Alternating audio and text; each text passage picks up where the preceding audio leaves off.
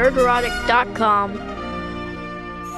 Real quick, because I didn't catch this. We don't have to show the damn trailer because it's just freaking Ozempic Batman turning around.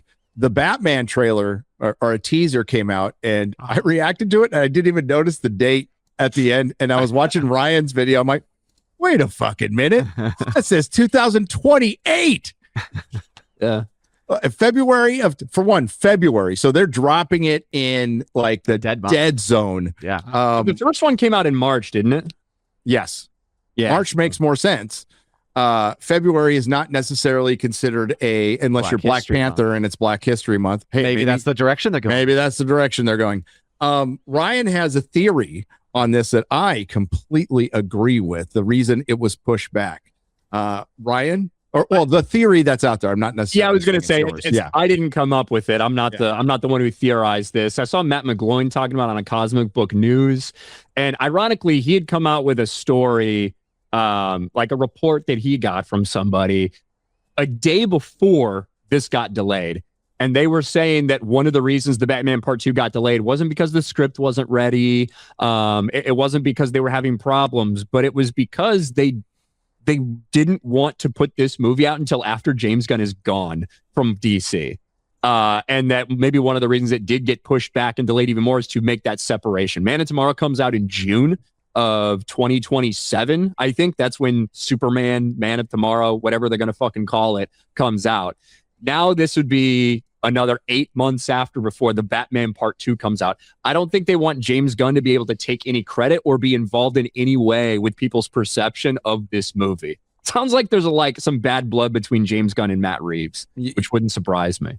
It wouldn't, since he was there before James Gunn, right? Not much. Maybe a year.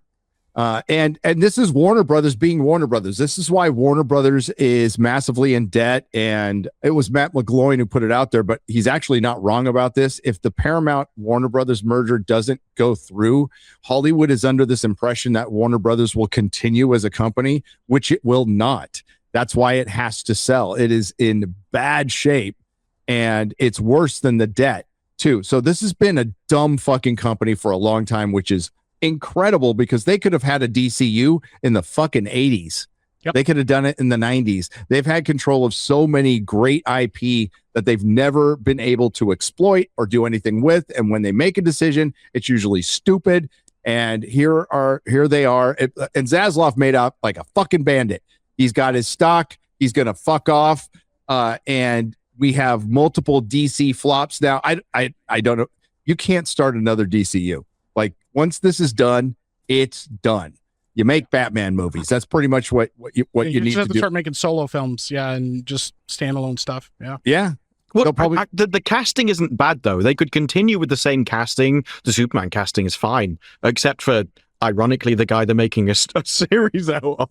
But how hilarious would it be if they get rid of James Gunn, keep the casting? Well, that's the exact same thing you did, save Henry Cavill, with Zack Snyder.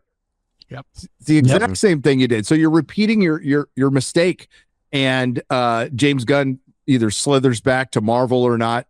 But it's very gratifying watching Supergirl fail. I am very happy about its failure, and it has a lot to do with everybody being fucking gaslit that James Gunn's Superman or Superman's James Gunn was some kind of hit, was some kind of cultural phenomenon, and it was absolute bullshit. And it had everything to do with them selling, trying to make their company look like the new hot chick on the corner so they can sell it, and it worked. They fucking Paramount overpaid for Warner. Well, that's Brothers. why people are saying, how come? Because apparently Supergirl was worse than Batgirl, is what a lot of people are saying, that seen both now. So, well, Batgirl was going to come out before the purchase, whereas Supergirl came out afterwards. So the people buying it just saw this list of IPs that they were going to have in the future and were buying a set off the valuation of that.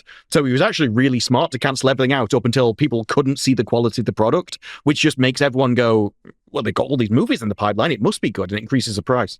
And now I don't know what Paramount's going to own at this point. And the sale will be final in a couple of months. I know some states are out there trying to stop it. They're not going to be able to do very much.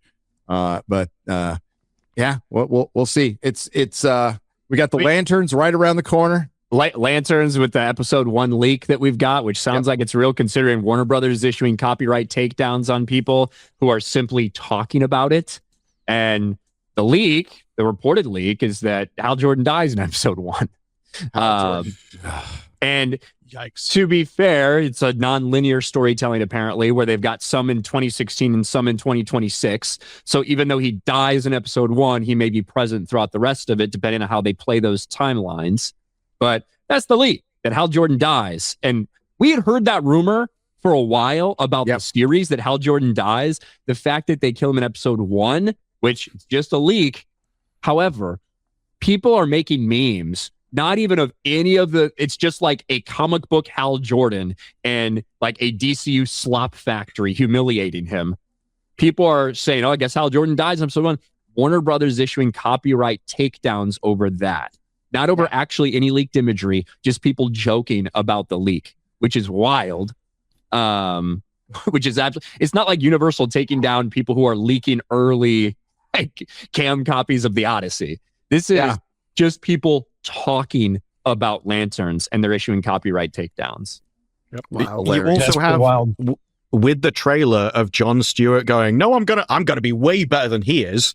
If the guy's dead that you're talking about makes that line seem so much worse. Be like, no, I obviously that guy was crap, but I'm gonna be the next generation of him that just is far superior. Talking ill of the dead will make all of it that kind of commentary and make him seem like an arsehole, and you have to root for this guy. Mess, dude. It's a mess, and then it's Clayface. And look, the Batman Part 2, hopefully it's good. I got some questions about the casting. Hopefully it's good, but The Batman is the last profitable DC movie. In fact, it's the only profitable DC movie since they put out Joker in 2019. The only one that has made money for them. And in that time span, they have released The Suicide Squad, Wonder Woman 1984, Blue Beetle, Shazam 2, Fury of the Gods, Harley Quinn, Birds of Prey, Aquaman 2, The Flash, Superman, Supergirl.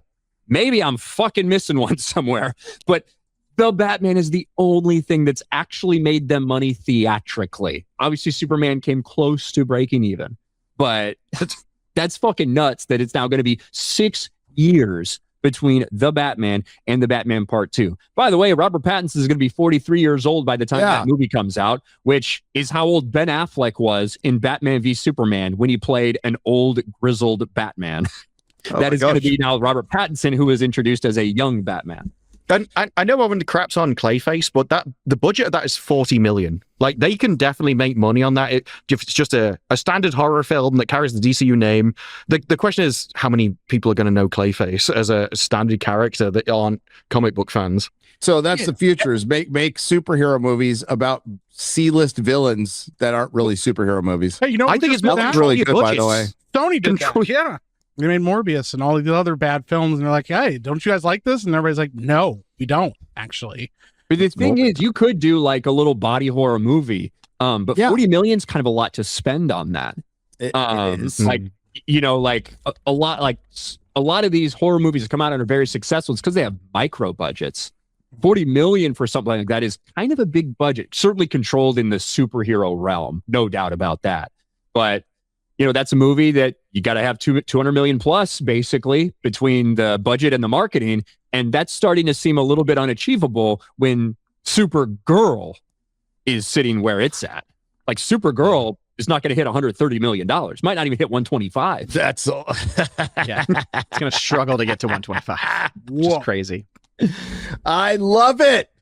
I absolutely love it. And yes, it's going to be on VOD by Spider-Man, as many of us predicted.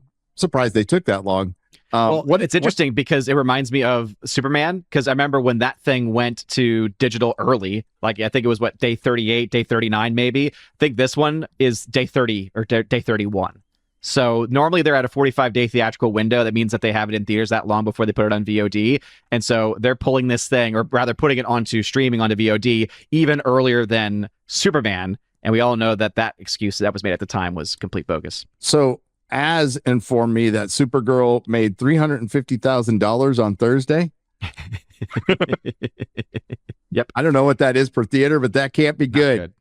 I'm not good at math. I got an Asian here, but I'm just going to Still say I losing don't to think it's very Obsession good. in the daily numbers, which is awesome. Good. Nice. Well, I mean, like there will be talked about successful movies over the next couple of weeks with the Odyssey, which I did not like, and Spider-Man, which looks pretty good. Gotta admit, looks pretty good. We'll see. It looks a little crowded. We'll find out, and we don't know who like the main villain is. I wasn't even told when I was being told by my friend who used to work for Marvel. It kind of sucks. I lost him. I mean, it kind of sucks he lost his job too. Like, let's. But the important thing, Right, the important thing is, I lost the source. Damn it! He's probably listening right now. What's up? Nerderotic.com. Please subscribe.